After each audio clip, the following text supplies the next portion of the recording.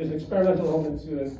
I think that there's a utility to ambiguity, especially today. As stated by the one academic, your intellectual being second and social beings first, I think that can be extended to say that we are very viscerally, emotionally driven, and we will trump our intellect, no pun intended, when faced with dire concerns. And that's why I think we're stuck in the place that we are, but that's for a different conversation. The arts are very relevant in terms of this type of shaking up things, and I think that's why, that everyone should have an artistic sensibility. One of the first things taught to kids is you learn how to sort of graze around and experiment, because that's where you're going to discover other things through that general process. And it takes, unfortunately, a skill to learn how to do that. I know so many people that they have no artistic sense at all. They just never were taught how to think beyond boundaries and how to composite things in the mind. And if you do that long enough as a training, I think it very much extends into the intellectual realm, and then you actually have expansion of culture far more rapidly. Next. Right there, sir, with the beard. What's your next step in helping create the future that you want to create? What's your... Well, I'm not sure to answer that question in the sense, it depends how focused you want the answer to be. Obviously, I consider a step to create educational media. I mean, this is a glorified PBS special. Look, it's a very fucked up PBS special. If I had a decision, if I had a technical interest to do something at this point, aside from galvanizing people, which I've tried to do in the past to whatever effect, I would start an institution that works on the technological development. And actually, by the way, that's what happens in the second element of this film. The Accordion Island, what they do is they develop technology, package, and they start to distribute to the rest of the world ways to get off of the globalization grid. So everyone would separate briefly with a global consciousness to stop the influence of the megalomania empire type of mentality that continues to stifle on multiple tiers. I say empire, not in the sense of like America per se, but also in the sense of the state of mind, that kind of neoliberal dominant view that is so pervasive in culture. So that's what they do in gesture in the second film, and I think that holds true in terms of national approach. If you had all the universities in the entire world right now work to generate design systems where people could bypass the juvenile market participatory competitive stuff, excuse me, very tired. Then I think you could create a system of high efficiency and high democratic nature. It wouldn't feel like a draconian kind of arrangement where you're like static distribution, static, that whole kind of, that kind of communist propaganda that everyone's the same, or the Ayn Rand propaganda, oh, you're just a number and you're only wearing the same clothes and all that kind of thing. That's the stigma that goes around anything that moves against this kind of market freedom. And that's where I think focus needs to be given, that developmental process. I don't know of any institution at all, literally, like the Mises Project and Buckminster Fuller, they toy around with small pockets of concepts or broad notions and theory, but there's no tangible creation whatsoever. There's no programming, there's no institutional development to allow it to facilitate this kind of thing. So that's what I would do. I've pondered it a great deal on multiple levels, and I would like to pursue something like that. So yeah, that's an extended conversation. There needs to be technical movement. To me, real activism at this stage, if you want to problem solve, is technical development. Everything else is just kind of noise. It will help a little bit, but there needs to be true technical development to move things forward. So people need to start thinking that way, technical solutions. Anybody else? Yes, sir. Now you finished the first movie, do you plan on getting some sleep? Obviously.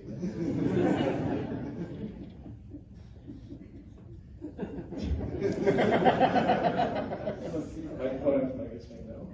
I'm going to extend another 40 hours. It's actually kind of interesting to extend this long. You don't feel tired anymore. You're just in this strange psychedelic weirdness. You get these like mild hallucinations on the side of your peripheral. Like just like these weird freaky things that go on the side. You're always looking like there's a cat somewhere. Anyway, I don't recommend it. Yes. I thought the attack on hypercapitalism was masterfully done. I just wanted to ask, do you think maybe in the process of that being 100 years in the future, do you think it might be good in the future films, or maybe in the process of talking about it, that there might be a dialectical process of like hypercapitalism, socialism, and then social capitalism, like a form of meritocracy, and also to point out the fact that the psychopathic elite, the economic elite, the vast majority of them are from inherited wealth. So we'd have to do something as like a generational reset, almost like a 100% inheritance tax, every generation, to show that their hoarding wealth is going to end at the end of their life. So that would dissolve their need to hoard as much.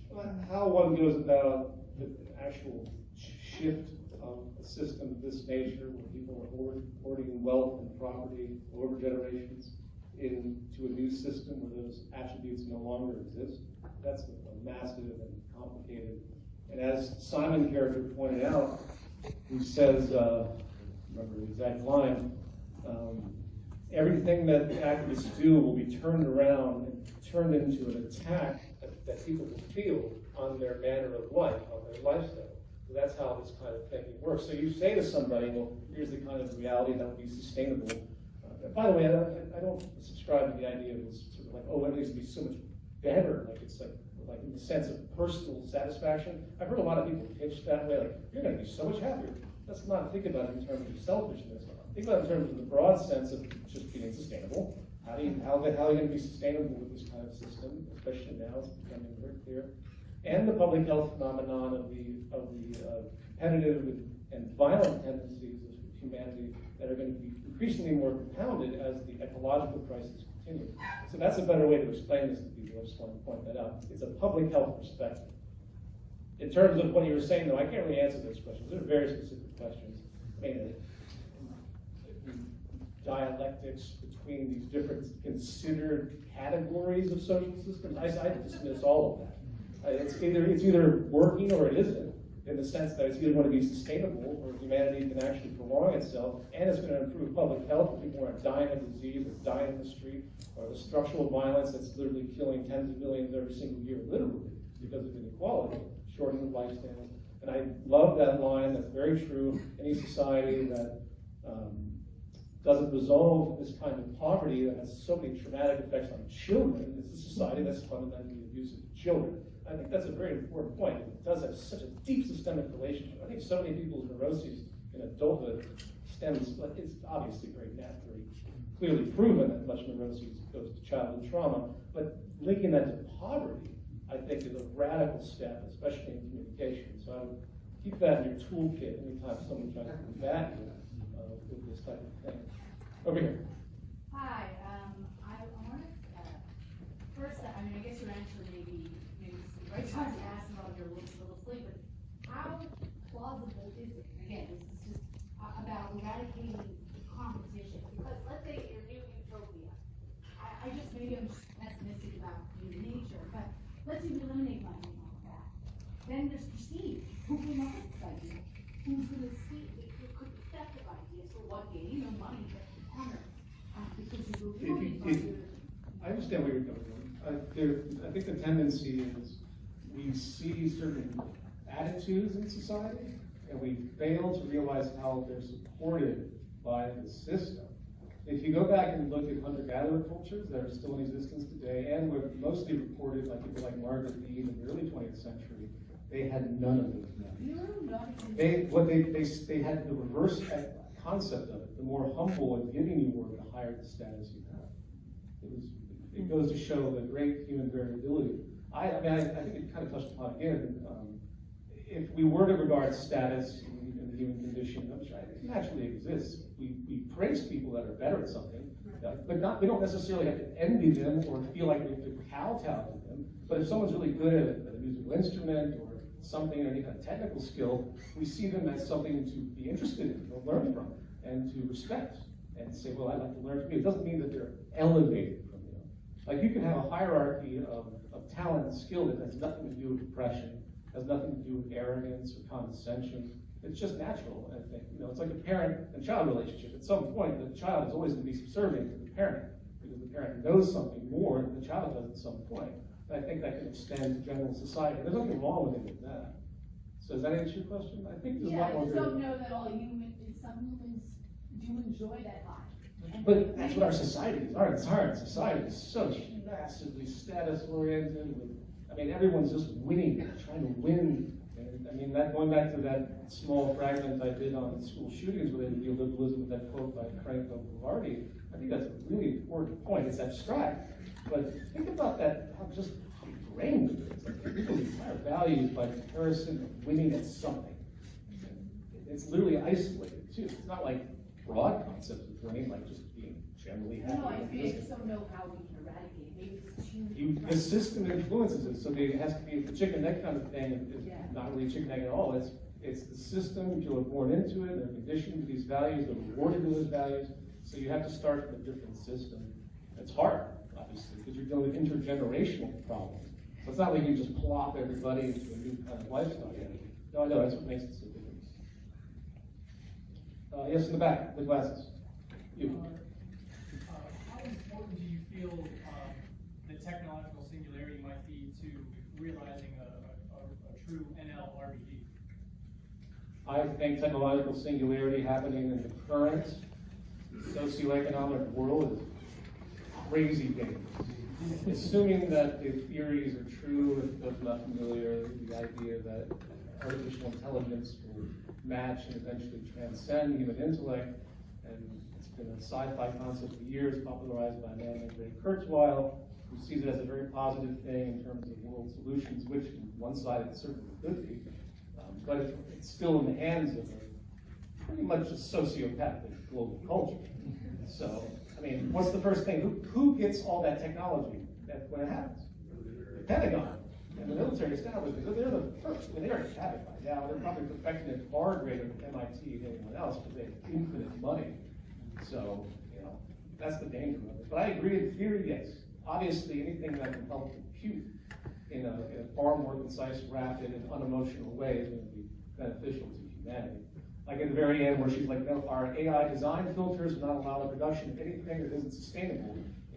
That's a completely logical, rational conception for a species trying to survive on a finite planet. You can develop an AI system that can look at what your design is and say, we have problems here, we have substitution problems here, it's not conducive to recycling in this context, and you get a value out of that, and you can decide not to produce it, which clearly, look at the plastics industry.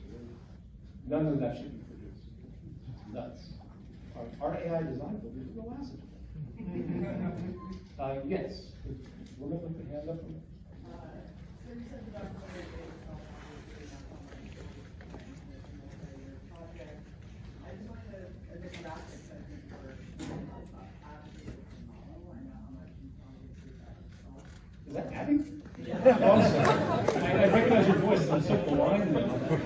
Staring at the computer screen. I'm like, that woman right there. Sorry, go on.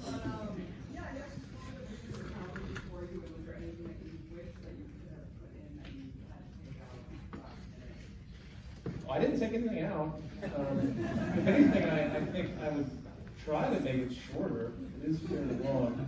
But I don't know how to do that because the structure is this weave, So it goes from the documentary layer to the fantasy layer, to the debate layer, back to the fantasy layer, to the documentary layer, to the fantasy layer, to the debate layer. So it's very strict. I'm not particularly happy with the motion graphics in it. If there's anything stylistically I wish I could go back and redo or find some people that could do it better, it would be to really hone in on the motion graphics during the academics of the future. I felt like that was a little fleeting and not too specific. But again, it's been kind of a rush job in certain ways. So, but in comments of the thing making itself, I had a set of rules that I put down for the film after I figured out the structure, and I can't really describe that to you, but basically the rules dictated every step of the way. And I decided I didn't want to do something where I knew what the outcome was going to be explicitly. Because if I can do it in a procedural way, I'm going to end up with something new, ideally. That's what I was going for. So in a way, I realized the film when I finally saw it, after many, many years of work. So it's interesting like that. Yes, over here. Gentlemen? Yes, you. So different nations across the world culturally have different tendencies and propensities. Some nations are inherently more individualistic or collectivistic and so on.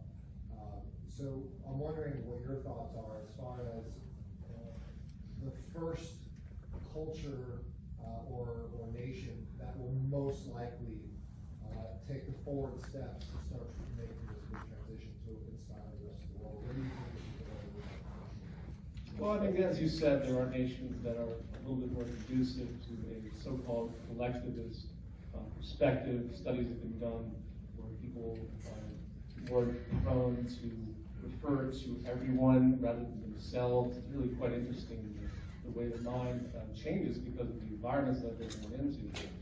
I think any other place besides Western society would have a higher capacity, except that obviously for the more orthodox religious world and the Middle East and so on. I mean, think about what would happen with Cuba, for example, if it didn't have such a horrible amount of movement against it in the West. It wasn't so horribly condemned. It had potential to do something a little bit different in a small, contained environment. I think what's really going to happen, as I will dictate in other films, assuming I can actually make them, is what the off-the-grid technology, which is going to happen over the course of the next few decades, where it's going to be realistic for a country to not ever have to participate in globalized trade anymore. Now, look at what this country does to other countries in this massive web of oppression through empire. They use sanctions, and they're sanctioning the world of oblivion. There's a deadlock of economic buying that is keeping the world basically westernized. And anyone that moves out and tries to do something different economically and so on, there's a long list of these countries, especially in Latin America in the 20th century, God, they can't get away from the Western power net that is over top of them. But these countries very easily could do that if they had absolutely no reliance on trade with them or any other country. So I think one step will be done. The country will go off the grid entirely. Say we don't need it. North Korea is like a terrible example. It doesn't but it's only by force of the fact that it's been so oppressed that it exists in the state that it is after war and so on. But it could very well be feasible that, say, a country that's a little more dormant, like it's the Nordic countries, Sweden and so on, if they wanted to elevate once more and stop the negative trajectory, those countries becoming unequal now too. Their Gini coefficients are rising. So those little bubbles are starting to be deeply affected by neoliberalism, even though they're doing much better. But if they did decide, and they had the technology to do so, they could start their own society self-contained and set an example. Again, that's what the island of Concordia is doing. That's what their symbolism is to the world, to show that this is a step that is probably feasible at this point. I used to believe that everyone could just come together and that some kind of massive movement would work and people would realize a rational train of thought towards sustainability and public health. But obviously, a rude awakening of that is there's way too much chaos, there's way too much self-serving pressure, scarcity-driven social order, so that's not going to happen. The only thing that's going to save things at this point is some country, some pocket is going to set an example going off of the grid. And then they're going to inspire people to show what could be done. They're actually going to do it. And then it will take its influence. I really believe that at this point. All the way here in the back. What if they were to suffer through group identity politics as well? Say that one more time? What if that island suffered from group identity politics? Because you're talking about people, instead of looking internally, but thinking about the collective, or rather how they can help the collective. But what if they were given into today's current social? Well, I just hope they wouldn't be.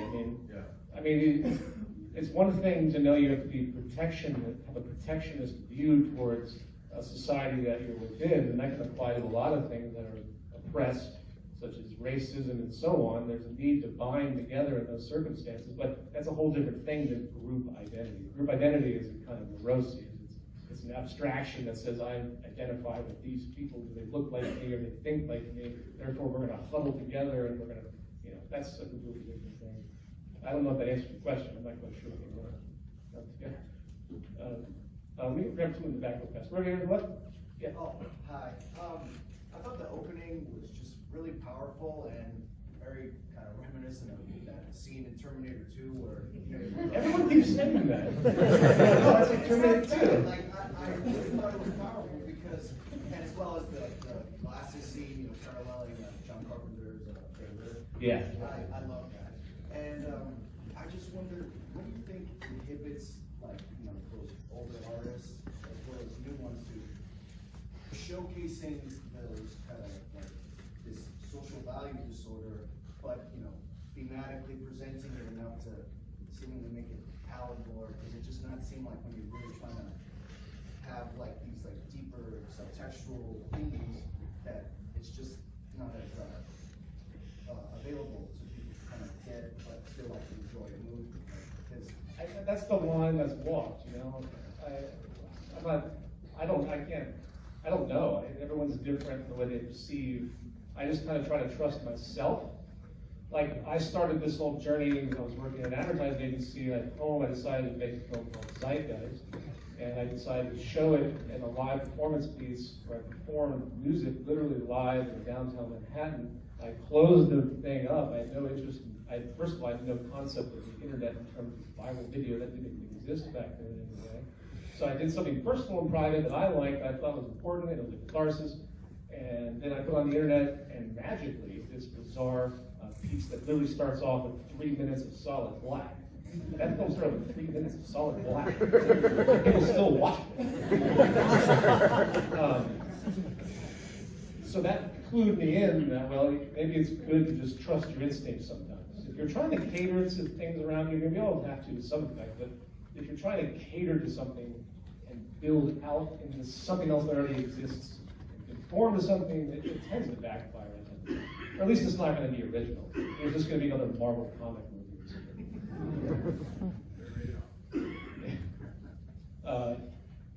Right behind you, yeah, you. I'm trying to think what to call you. I'm going to call you Paul. I don't know, man. I can't do it the same way. I owe it to myself and my friends and family to not ever put myself through what this has put me through. It's still not done. I mean, there's still things I have to do to it. But it's there for the most part. I'll be submitting to film festivals and stuff like that. I'm hoping that it has legs to some effect. And then, I don't know, I guess I could try to find funding, but my goal is it has just enough legs and some kind of distribution over time to generate the revenue for it. I'm not really big on donations and stuff like that. But obviously, if I was in partnership with a company or a production company that respected it and didn't interfere too much, I would go that route as well. But I'm just deeply anti-establishment now. Very, very hard for me to be meshed in. I mean, writing a book for a publisher is hard enough. But what? You're going to write a book for a publisher? But of course, you could do that with respect. My goal of this film is to hopefully get some kind of distribution that's off of the internet, because it's not going to really hit that kind of high note in communication. I think it's well timed, by the way. I think if anything, the film could have a good springboard considering what's happening in terms of inequality and stuff. Things I wrote years ago, by the way, have fermented quite rapidly to be timed with the film. And the gentleman right in front here? I've heard like in the past, Jacques Fresco saying that he thought of economic collapse. There's no such thing as an economic collapse. There's always, we're in economic collapse. It's what pockets economic collapse. How do you look at it and define it? There's no, like, one day everything's just completely melted on fire. It's over. It's not gonna happen. You're just gonna have more poverty, and you're gonna be acclimated to that. I mean, shit, look at 75,000 homeless in Los Angeles. To me, that's citywide economic collapse, is it not? So it's all relative. I think people are gonna learn from struggles and stuff like that. As long as the mentality is competitive, they're just gonna keep grabbing everything they can and keep reacclimating, keep readapting. More homeless people on the street, more global poverty, more nonsensical statistics that they want to convince themselves to believe, like we've alleviated poverty on this planet in some relevant way. The line is like $2 a day. I don't care where you live in the world, try to live on $2 a day. Let's see how, if you can live on $2.01, apparently you're not poverty. Directly back, right next to you. Great, thank you. I just want to say thank you. The film inspired me. And you talk about the main thing that we need to do is technical solutions. So I'm trying to look at what I can do when I leave here. And so when you talk about the singularity, even if we had that, the value system, it might not still work. So to me, it seems that a lot of the root comes from our value system, almost like the the human has a program that's not working, obviously to nature and natural law. So with a film, when you talk about it, it's right at the end, you know, it says we're all one. And then in the film, there's the us versus them, doing like the hack. Right, part of the debate scene. Yeah. So, are you trying to use the ostracization of materialistic, almost like ostracize people who go about that value system and like put that one down in a way to build a more sustainable culture and have it to where a technical solution to change the culture is to almost use the social inclusion, exclusion, fear that's driving us. It's almost a fear to go, if we don't do something, then our earth is gonna be done, so then we're done. So it's that self-interest that's also. Yeah, I think that's an argument, yeah. I mean, I think that makes sense. I think, and also the shaming of contemporary culture and reversing the idea of status, the wealth grabbing, celebrity interest, that really should be looked down upon, because it's doesn't fit any profile of sustainability, it's just irrelevant. So there's lots of methods to that. I'm not sure I answered your broad conception. Change. For my access, it would be like social media, people I that I see. see. Stuff like that. When I say technical change, I'm referring to something that each one of us would have to take more intricate study. I mean, people that are technically minded, that start with fundamental principles, that are able to have the vocabulary technical skill to build out technical systems. So literally constructing a online system, for example, that shows an algorithmic calculation of resource management and distribution and product allocation, where it's quantified, where you can actually know how sustainable an entire industry is and project it outward, things like that, degrees of quantifiable recyclability, and then anticipatory developments. That's true economic processes. That's what a true economist should be doing. They should be technically minded and know exactly what's happening in terms of direct resource development. So that is a skill that no universities teach you. They teach systems engineering, which is the closest thing. But anyone can find any true economist out there that's thinking about these things in terms of true technical sustainability. I mean, I'm at a loss. There's literally no one out there doing that. It's really quite shocking. It's absolutely mind-numbing. Do you feel that like technical solutions in terms to the human physiology? Because it seems like that the fear, if the amygdala gets triggered, then it's going to be much more difficult for like that. And that's what's happening now. We're pinging fear generated by society, both class fear and just the fear of losing, what you have, material fear.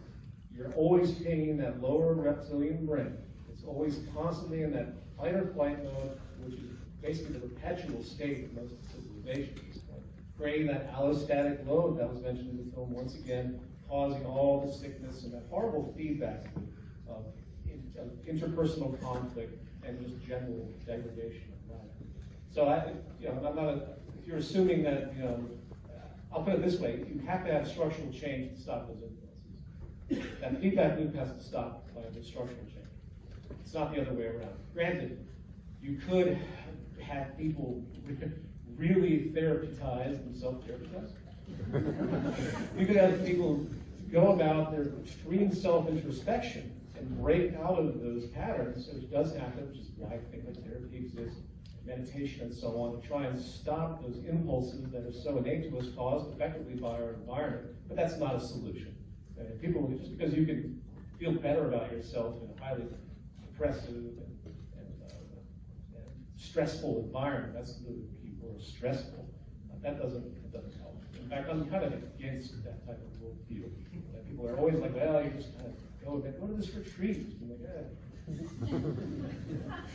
I'm not saying it doesn't help people in the sense that might help you for a little while and make you feel good for the time being, but that's not a solution, of course. In the 1960s, everyone was rooting for structural change, and suddenly everyone just went inward. And so there was this huge flourishment of self-help books and retreats, and the idea that it's all inside of you came to fruition, and that was a terrible regression. Revolution. I haven't been over here. Ray. Sorry. I was just curious if there's anything you'd like to see from the TCM chapters. This isn't related to any of that. This is separate because I've produced material like the book that I wrote for TCM and so on.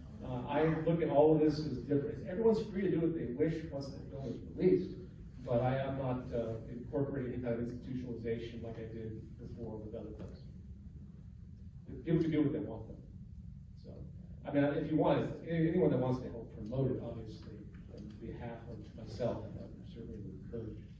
But this is a deinstitutionalized kind of thing. I explicitly wanted to have no symbolism associated to anything that has ever existed, because unfortunately, any kind of group symbolism that has any longevity, that's been around for a while, always attracts a stigma. Always, any group's going to attract a stigma. I mean, the first thing, there's three things that critics of this film will do. They'll attack me in some explicit way, bypassing the film, because they know that I have a symbolic element to me, what they call something like conspiracy theories, utopia, cult theory, anything that people can do to distract from something. That's the second thing they'll do is call it a piece of propaganda, because that's the easiest thing to dismiss from this nature, to say that's unevenly balanced and it's all just a movement, some atrociously dishonest way. And I have a third reason, I already forgot. No problem. Gentleman in the back with the glasses. I know how much you love talking about policy, but I've heard you talk in the past about universal basic income as a concept. How positive of an effect do you think that could have over time regarding removing those negative immediate effects of just national deprivation and potentially freeing up time, say, to use it as like a way to reduce the work week, things like that? Do you think that has a positive effect? Yeah, it's a double-edged sword though, because it's an in-system solution. I make fun of it, if you notice in the film. Not to stand against it. I think that it would be great to see universal basic income come in. People have a better foundation than just traditional policy welfare. They're getting something that they can help their kids support. It makes perfect sense. They have more time. They can think about things. They can probably be more active and social.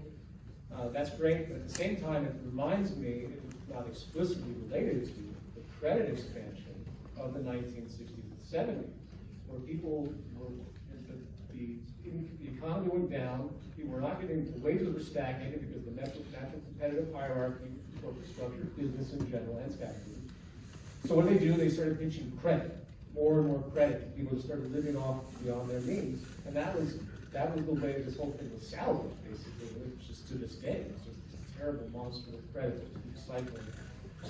That's what universal basic income, that's a role that universal basic income also does. It's preserving the system.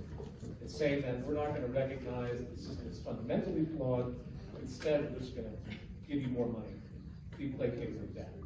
So billionaires will still be there. You still won't have any real democratic power, but at least you can, get a little bit better food and maybe get your kid to better schools. See what else is happening. How about you in the left over there? Yeah, you. My question would be, like, in terms of solutions, you mentioned, like, bigger level of change happening in countries like Sweden, Iceland, and maybe like Cuba, and you gave like pictures and examples of how things work as well. And it can start changing when a somewhat more progressive nation realizes that they can run their own affairs. But to that question, I'd say there's another side to it. Like, nations are pretty big, like, concepts and institutions themselves. But if you got the direct level of, like, single individuals, like a solution like how you grow potato from scratch, or like how you give really like simple materials to actually. You mean minimalist, kind of a minimalist living? No, like exponential, like you buy one potato, you get 10 potatoes, so you actually figure out a way to put more energy. Like decentralized solutions where people can liberate themselves more through. Well, that's kind of what I commented on, but in a high-tech way. There have been lots of very lo-fi, as you could say, communities out there. Like Open Source Ecology is one organization. They produce self-generating farm equipment. Basically, there's like a survival concept. Their conception is, here's all the blueprints and all the means by which you can create your own way to survive. Like literally through farming and so on, through technology. That'd be relatable to what you're saying. But I would say it needs to be taken to much higher level. It works, like it's good. But the thing is, like, most people don't actually, like, need to, like, there are, like, deprivation. They can't break down the information that the ecology is sharing. So you have to use them, but then you can figure out how to make it. Like, basically, you buy a pot, you could, like, you gather something to, like, soil, and you grow something, like, people can figure out very basic stuff. Right, I'm supportive of those things. I'm not entirely sure what your point is. I agree in general that people learn fundamental things like that. It can be beneficial. But there needs to be a high-tech solution. Those types of things aren't going to work in contemporary society unless people want to be minimalistic and revert back to a very simple agrarian field, which is nothing wrong with that either. In fact, I really respect that. But most people that are born in this value system of technology and cell phones and so on, they're not going to revert back to that. Their comfort zone has already been established. That's the unfortunate plight of constant technological development in this faux innovation system, because everyone's constantly striving to find something to sell to someone else. So you have this constant impulse to move everything forward in some increasingly abstract way. And then, of course, as noted in the film, due to our social nature, everyone feels that need to connect to everyone else. They want to have the same tools, the same items. Oh, the iPhone has a new camera on it. I gotta get that weird 3D camera that my friend has. And he sent me the photos. I need to send him photos of the same stupid technology. And that's how the signal spreads, like a pathway. Yeah. My point is, like, I need to take another question now. With the hat over here at the far left. Yeah, I just kind of had a question, like, if you're trying to switch, social, or whatever kind of word you want to say, systems, like economically or whatever, based on the information you have from capitalism, what indicators of capitalism will create the information needed to switch like resource based and something like that, or What indicators? yeah, like the information that you need, that the resource-based economy needs, where would you get that from a capitalist society? Like, how would you compare it? You wouldn't get it from anything, but you see the networking power of the current system when you apply the same logic of networking, finding group mind. You know, we share that basic ability to merge ideas together through markets right now, and through the general ethic that we see in the competition, so on, and the feedback system there. So we see that it's there, but it doesn't have to be defined by those parameters. So there's many other ways that you can go about that type of reconstruction, if you will. I make that comment in the film too. One character, she says, you know, we learned a lot, and the point was is that look at the power of what we can do. We're all thinking in the same way. Unfortunately, it's done kind of by proxy. Everyone's thinking in the same way, but in the reverse. They're not thinking collaboratively. They're thinking competitively. So, you know, someone makes something and someone wants to outdo it. They don't say, I want to build on that because I think I'm going to improve something. I want to beat that person and outdo it. That's part of the pathology of contemporary society. It's like the reversal of the way it should be. I think there's over here. Maybe on this side. I think he's sides. The gentleman right there behind the other gentleman with the hand up, so I'll get to you next. Yes, you. So I'm aware that the technologies that were used in the island to make the towers, but I'm not aware of what the shield was based on. No, it's a sci-fi exaggeration. It's a ploy. I'm trying to mix fact and fiction in terms of what's possible, and I think that's very effective as a tool. Obviously, there's no nano-generation machine technology that will build an artificial island like that out of a fake nuclear bomb. But it gives a sense of inspiration, and it shows, you know, it just shows, again, I'm feeding a cliche when I'm in that storyline.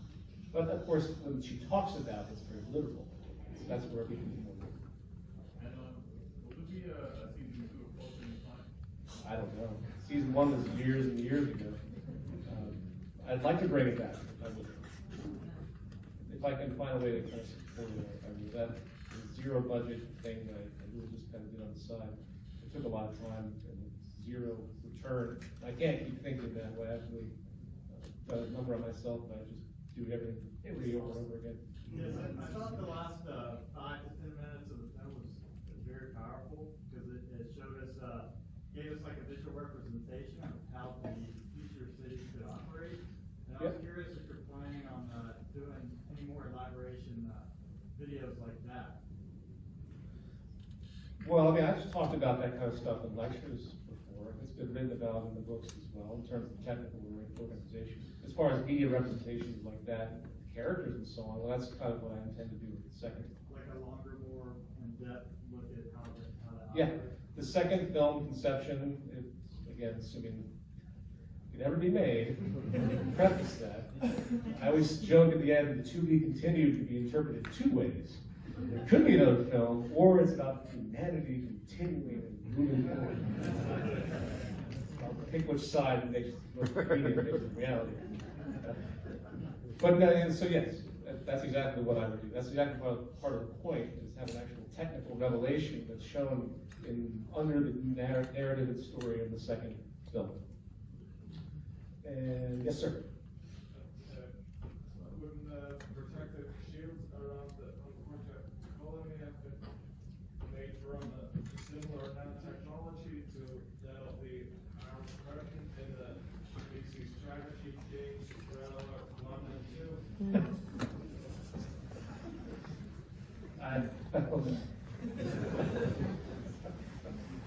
That's hilarious.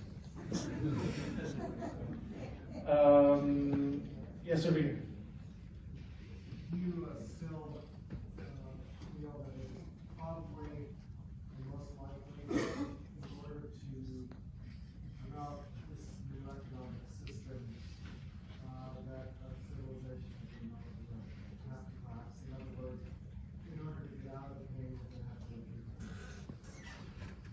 I mean, again, we already see this so-called collapse occurring all over the place, whether it's pockets in what's ravaging the world in desert and coastal regions with climate change, whether it's the ongoing destitution and poverty that exists because of years of colonialism that exists in Africa and so on. So all those pockets of collapse are still there. I don't subscribe to the idea that things have to get that much worse. No. I think if you get people focused on technical solutions and seeing the merit in a new level of thinking, then they would drive towards it. But the education is just so good. Yeah. Yes, sir. On the movie, you talked more about technical innovation and automation.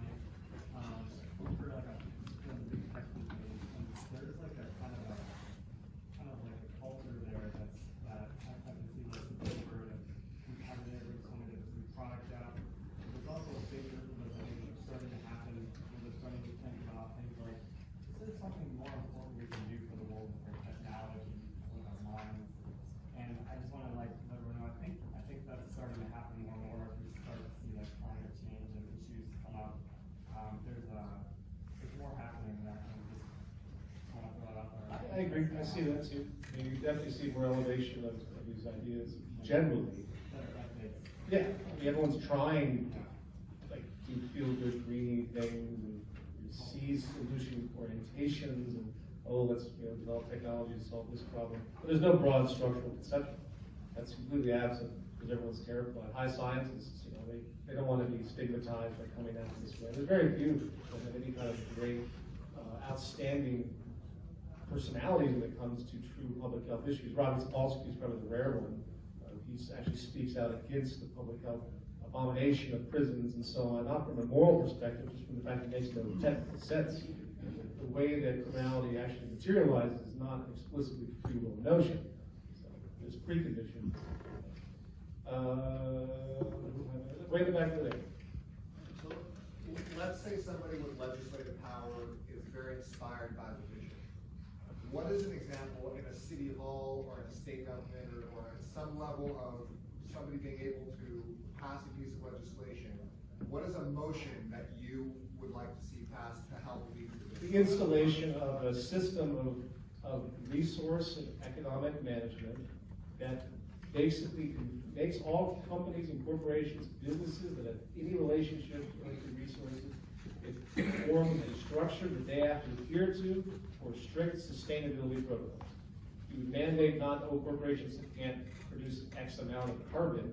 You literally create a design infrastructure where all of these companies have to input what they're doing, and it's self-regulatory based on principles of sustainability. If you did that, if you had that kind of layer, you'd see things slow down tremendously.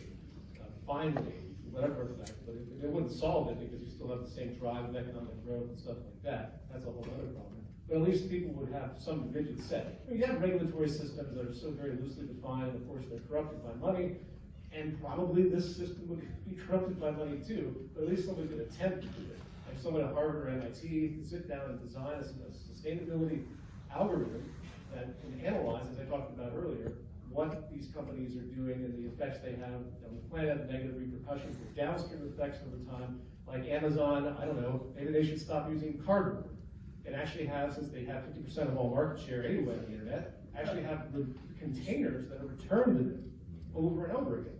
That would, an amazing reduction in waste if a company like that did that, especially given the monopoly that they have. And they could do it, but it would be dramatically expensive for them to set that up. Let's lobby for the bill. What's that? Let's lobby for the bill. I would be favored in it. I'm surprised that hasn't happened already. Where are the ecological movements? What are they doing in terms of that kind of thinking? That's what needs to happen. Forget banning laws. Let's put strict infrastructure policy in that forces conformity. And if these companies don't do it, then they're heavily sanctioned and taxed. But again, the state government is so influenced by money and the power of these lobbyists in every country. Then you're faced with that systemic hurdle at the same time. So even if you put that kind of legislation forward, you're still going to be hindered, which is again why I don't look at politics as an ultimate solution. Obviously, you go out and vote, you hope you get somebody decent, do a little bit better, but you never degrade it down to thinking that the political system is the solution. It can't be. It's too entrenched in the current monetary culture. It's for sale. Over here.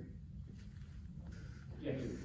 Alright, so first, let me apologize, because this question stems from something that was asked out in the, I don't know if it's come out properly now.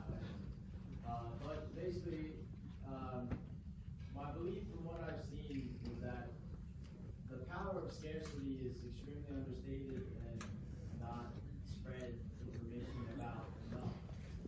So, in terms of what doesn't work in something like the utopia, how much power does resource allocation actually have over how people get along in a given community? I'm not sure if I understand your question. How much power is resource allocation? Like, in other words, people underestimate the power of scarcity. Like, scarcity drives almost all animal behavior. Well, okay, hold on. The power of scarcity is an abstraction. Scarcity, like abundance, is completely relative. So it's a state of mind. And as talked about in the film, we have a conception in Western society of universal scarcity. So much so that if there's no qualification at all. So you have explicitly poor people, you have extremely wealthy people, and everyone thinks it's okay because it's explicitly a scarcity model. That it doesn't matter what the true levels of scarcity are, because obviously we achieved, as I talked about again, in the early 20th century when automation came forward, they literally had to start pushing more consumerism. They literally started creating scarcity, things like planned obsolescence and stuff like that. Highly wasteful culture, nothing lasts anymore, everything breaks. Like the 1950s, they actually had things that really did stick around. Granted, it was a different period of time, a different technology, but it was also a different ethic. Engineers actually produce things to last. So, I completely forgot what I was talking about. Okay, so what I'm getting at is to construct a brand new community and you design it around resource allocation. I see what you're saying now. Scarcity. You have a different conception of scarcity. A brand new community that doesn't look at things as scarce, they look at things as abundant, and you manage the abundance. You don't sit there and say you have to be fearful of something. You manage by creating efficient design, how to work with what you have to reduce the pressure and the stress on the environment, which is again exactly what we don't do in this society. Does that make sense? You have design efficiency that needs to be culminated, as Dr. Fuller put forward, this term called ephemeralization, meaning more with less. As time moves forward, everything technologically starts to be less and less material and still maintain more and more strength and value and processing speed. Moore's law is the most common example of that. The first computer was a giant, massive energy consumption thing. Now the phone has a tiny little chip that's 1,000 times more powerful. That's the general intellectual trend of just about everything if properly approached. So we always are moving towards abundance by the very fact of technological development. The problem is the system doesn't allow for it. There's nothing to be gained for it. Does that answer your question? Just shift the worldview. And obviously you don't have a system based on markets. So in essence, to the people that think that environments like that they would eventually fail, my point is, do you agree that the resource allocation makes that almost, there's the stress that people see today wouldn't exist in an environment like that because everyone has what they need? It's more complicated than just people having what they need, because that becomes subjective. It's a worldview. It's a worldview of problem solving through design as opposed to feeling fearful of existing scarcity, assuming that there's no other thing. Like that's why the Malthusian mandate, the whole Malthusian Thomas Malthus theme through the film is so prominent, is because his view is that there's no solution to any of this, and that we just have to limit population because there's no way we could ever create enough efficiency to take care of X number of people beyond what we currently have. And that's the prevailing myth that's persistent to this day. So it's a state of mind more than it is people having what they need. Now there's lots to be said on that, philosophically. If you have a system driven by consumption and growth, people are naturally going to gravitate towards an acquisitive worldview because they're constantly being pressured to want more and more, to feel inadequate through commercial advertising, for example. So we become agents of what the economic system demands. We become consumers, literally, cogs in the wheel to keep the machine going. And we develop more and more values based on that. Our standard of living, everyone talks about this we have the greatest standard of living ever due to X, Y, Z. Usually they say capitalism after that sentence. Well, standard of living based on what? Like, what standards are we going for? It's an infinite conception. I think someone living in a simple environment with low technology and is actually satisfied with having minimalism far more advanced than someone that's acquisitively moving and constantly developing and a fetish for more development and materialism, that's considered progress. So it's really the opposite kind of value system that's required. Does that make sense? You have a completely different value system where people actually become satisfied. They're not striving. They realize that it's pointless. They constantly want more and more of anything, granted except for knowledge. So there's no end, and it's destructive. Down here. Yeah, I'm kind of wondering this kind of futuristic society that you imagine. What is the motivation? Because even with really high technology, there's still the dirty work that needs to be done, hard, laborious work that has to get done by hand, I think. It's a very common question. I think if people realize that stewardship of their habitat is a shared phenomenon, that there's no way around the fact that if you have a home, you take care of your home, you don't just let it turn to filth because you want to be rewarded. The reward is the fact that stewardship is needed, that you're going to be still satisfied with it as part of your spiritual identity to do things that keep things intact.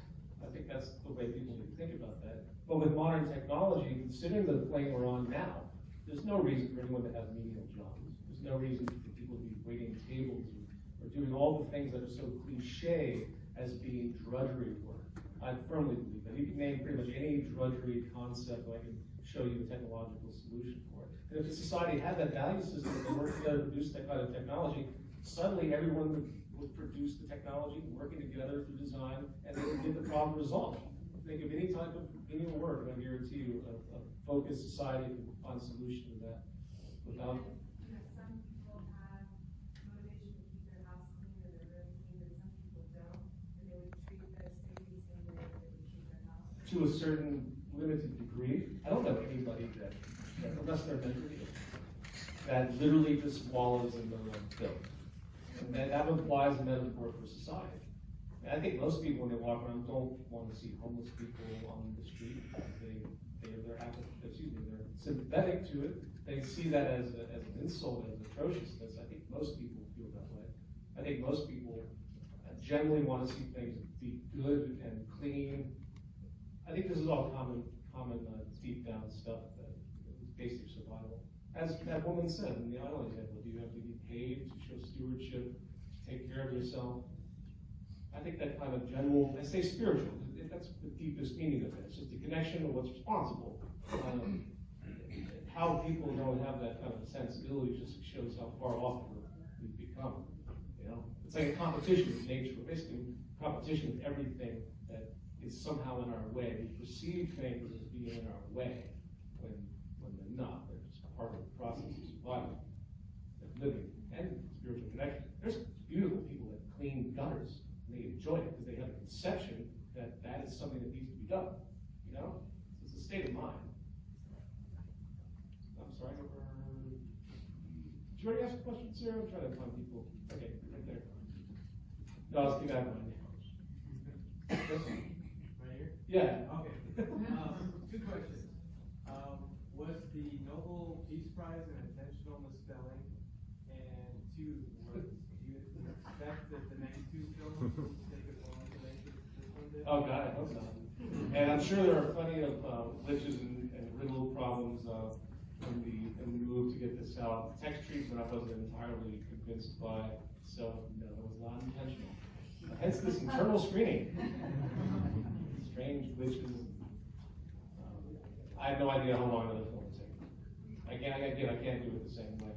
So it's going to have some kind of support that's different from this process. I wish I could answer that. Yes, sir. Blue. Yeah, first I want to say that it was a brilliant movie. I love the dialogue of the debates, the experts from the future, the pretty girl walking through, and all these artistic elements. How you said the movie made itself. So you would tweak it.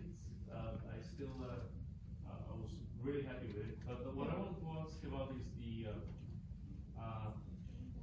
I donated a few times to the movie, but since you're still into this debt that you got into, like we can still use the fundraising campaign there, or what ways can we still contribute? I'm not pressing for that. I mean, the debt is closed. I'm really not big on general solicitation. If I feel like it needs to be done, I'll do it in a more structural way. Occasionally people donate, just been a random button on my website for forever. I don't promote it, but I always appreciate people do things like that. But I always feel uncomfortable. I have great cognitive dissonance with all of that. That's why I probably remain broke for the rest of my life. Over here, that. Yes, sir. I'm curious, where do you see the future and value of competitive sports in like this new society that talking about? The future value? The future and value of competitive sports in this new society. I think sports on one level are great things in terms of human achievement, like a musician that learns how to play an instrument really well, people that can have great physical attainment. But in the terms of a competitive society, I think it reinforces a negative ethic on the whole. Because people turn into a catharsis for people when they watch sports, a lot of people. And I think that reinforces a kind of us versus them mentality. There's a great treatment written about the Roman gladiator games. I can't remember it right now, and how they would, they have all these peasants in Rome, and everyone gathered to watch people get eaten and killed and fight, and they lived this catharsis as though, as though it was part of some kind of identity of winning during the Roman gladiator times. I think that kind of carries over when you look at a lot of major competitive violent sports, like the rise of UFC and stuff like that, or boxing. I again, I look at it two different levels. You know, two people want to get together and engage in art of combat, and they're mature enough to do it. That's fine. That's great. When we put it into a society that we have today, I think it generates a kind of feedback loop where people are a little bit more antagonistic. They become more ingrained. It becomes more ingrained to have this kind of groupistic tendency. I mean, look at soccer riots and stuff like that. You see. You never go to a sports game where people say, by the way, we have to get out of here really soon. You never go to a sports game where someone says, you know, I really thought both teams played well. Everyone jumps in, they have their own damn team, and you know, it's their team. So we gotta get out of here. I gotta collect some material that's hard out at 11:30, which is 13 minutes from now. I really appreciate you all coming. Thank you so much.